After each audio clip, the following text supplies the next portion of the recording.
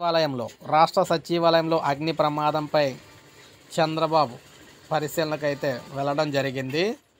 So మనం చూసుకున్నట్లయితే AP సచివాలయంలో అగ్ని ప్రమాదం జరిగిన ప్రదేశాన్ని సీఎం చంద్రబాబు గారు అయితే పరిశీలించారనమాట.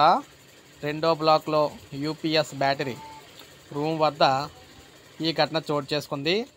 ప్రమాదం జరిగిన తీరుపై అధికారులను అయితే సీఎం వివరాలు అయితే అడిగి తెలుసుకున్నారు.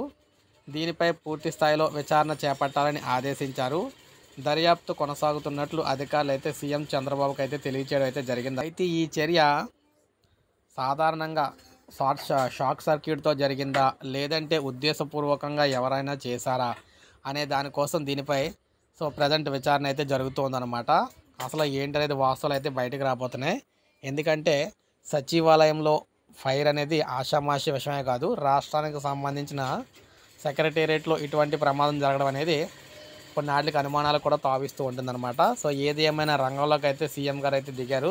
సో చూడాలి మరి ఏం చేస్తారు ఏంటనేది. సో ఇది మనకి తాజా సమాచారం అనమాట. ఇప్పుడే వచ్చింది. ఒక లైక్ చేయండి, సబ్స్క్రైబ్ చేసుకోవద్దు, మన ఛానల్ సబ్స్క్రైబ్ చేసుకొని